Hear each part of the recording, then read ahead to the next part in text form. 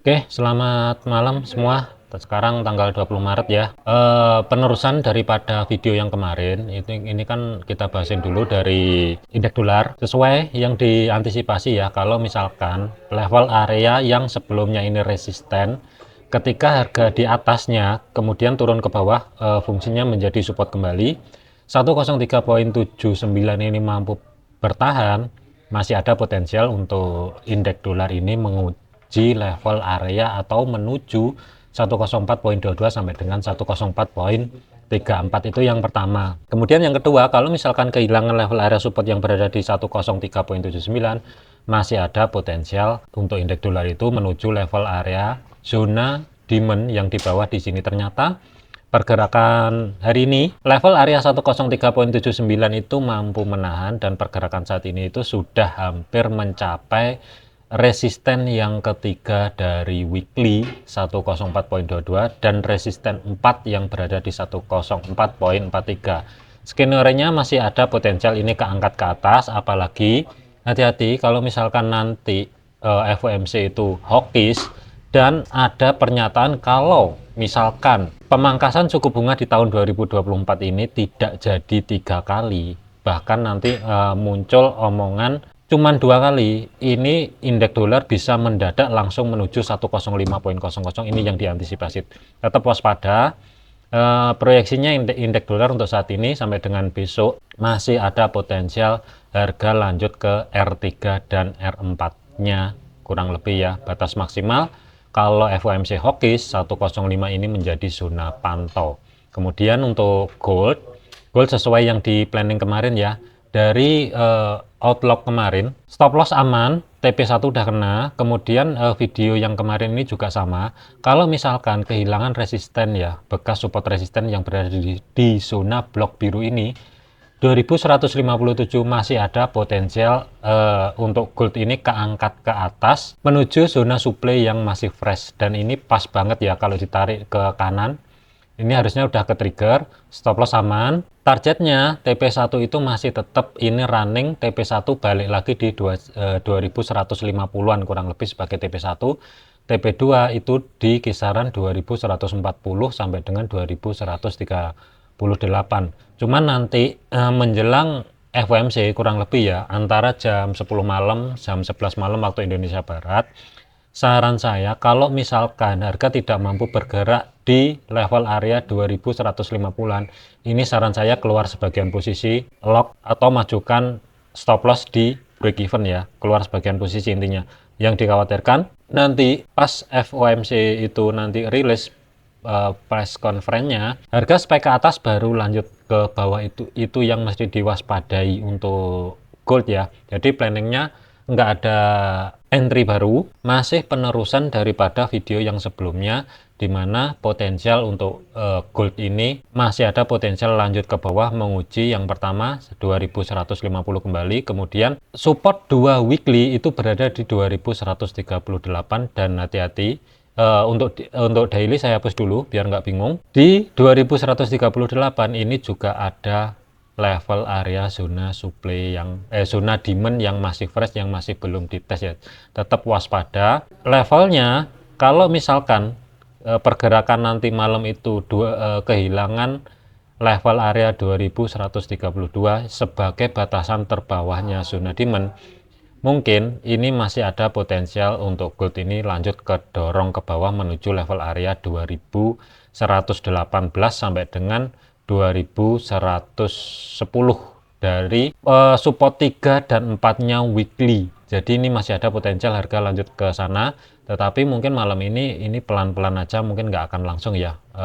Partisipan market mungkin masih menunggu keputusannya dan proyeksi daripada FOMC itu kedepannya seperti apa. Intinya seperti itu.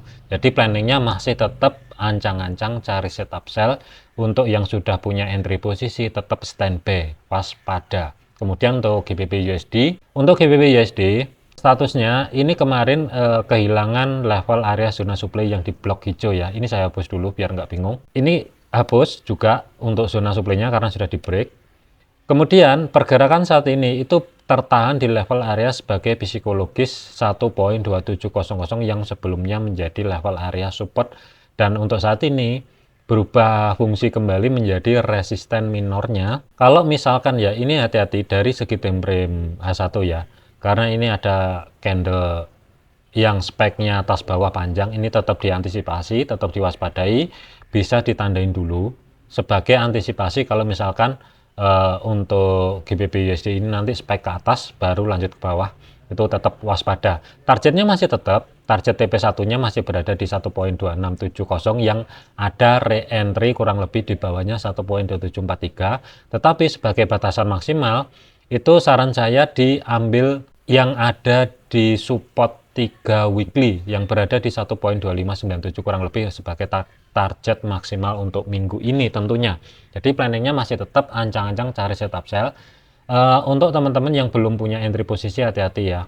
Saran saya kalau mau cari setup penjualan atau sell, pastikan aja harga tidak mampu lewat batas maksimal adalah 1.27300-an kurang lebih di sini. Cari sendiri untuk area entry-nya, tetapi dari segi stop loss-nya harus berada di high-nya kurang lebih di atasnya 1.27600-an kurang lebih ya, ruang gerak sekitar 55 sampai dengan 60 pip. Tetapi dari segi targetnya TP1 itu bisa langsung ngambil yang berada di bawah 1.2597. Kurang lebih di sini ruang gerak sekitar 116 pip lah kurang lebih. Cuman kalau di sini risk reward-nya nggak imbang tentunya.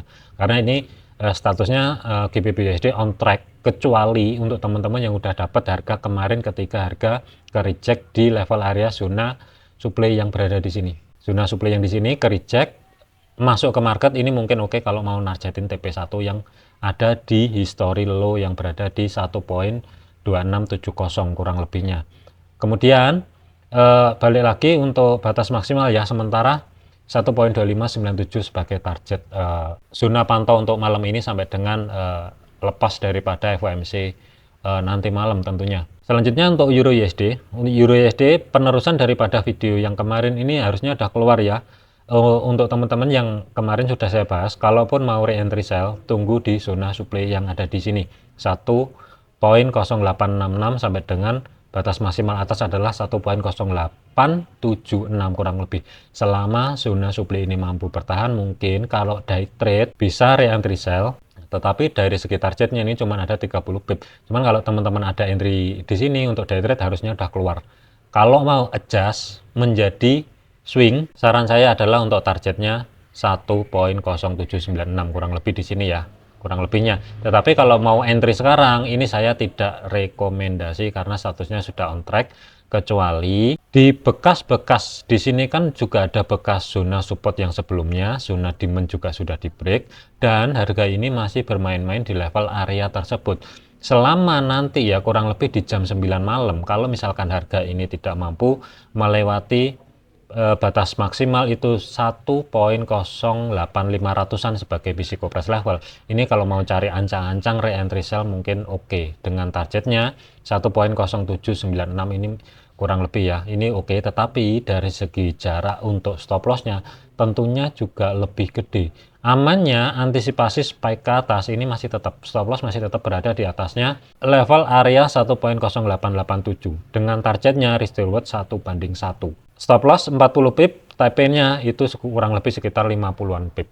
Jadi ini untuk Euro USD. Untuk AUD USD selanjutnya ini saya netral dulu ya, karena ini harga masih bermain-main, masih ada potensial untuk AUD USD ini sampai dengan menjelang FOMC nanti itu masih ada potensial sideways.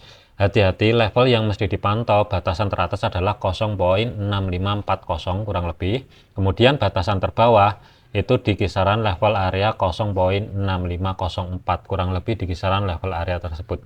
Selama zona ini salah satu masih belum di break, masih ada potensial untuk AUD USD ini yang saya khawatirkan sideways dulu sampai menjelang nanti FOMC baru mungkin akan ada pergerakan yang jelas.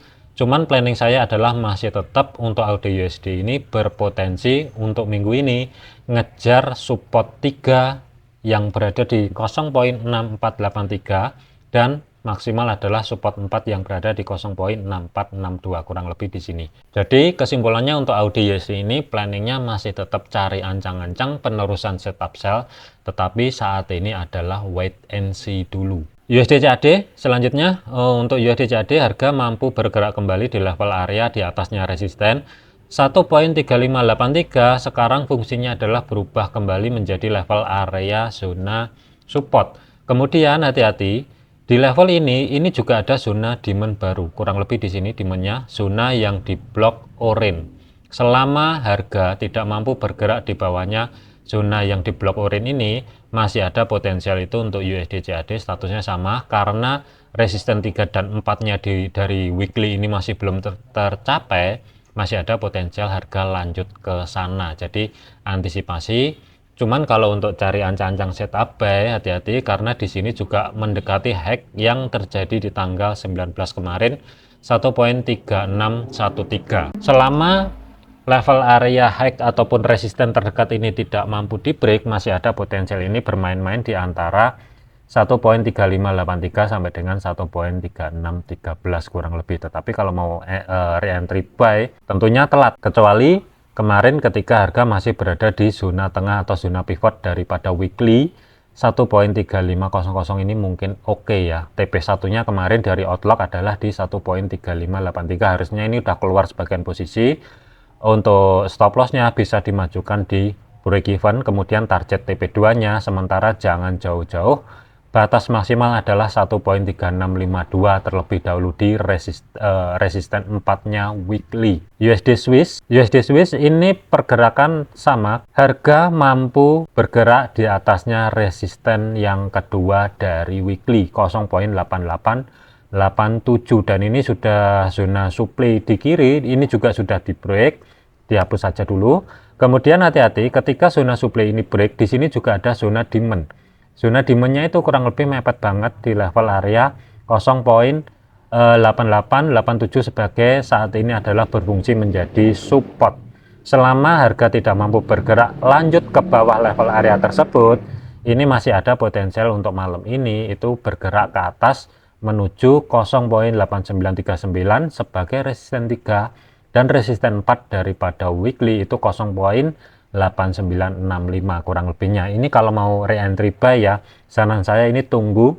Kalau misalkan harga mau kedorong sedikit ke bawah, planningnya adalah ancang-ancang cari setup pembelian, tentunya pastikan ada konfirmasi pembalikan arah yang jelas, itu yang pertama. Yang kedua, harga tidak mampu bergerak di bawahnya level area 0.8887 ini mungkin oke. Tetapi dari segi jarak stop loss, amannya itu taruh di bawahnya 0.8865 kurang lebih. Ini ruang gerak sekitar 40 pip lah amannya. Kemudian untuk targetnya ruang gerak ada 45 pip, TP2 itu kurang lebih sekitar 70-an pip, ini mungkin oke. Tetapi saat ini kalau langsung dikejar cari setup buy tentunya rawan, ini masih ada berpotensi ini sedikit kedorong ke bawah sebelum harga lanjut ke atas untuk USD Swiss. Oke, mungkin itu aja untuk update malam ini ya. Hati-hati, nanti malam ada FOMC, tentunya waspada, jangan overload, jangan overtrade. Rekomendasi broker, link Telegram ada di deskripsi ya. Ingat, pastikan selalu disiplin. Sekian, terima kasih, sampai jumpa di video selanjutnya.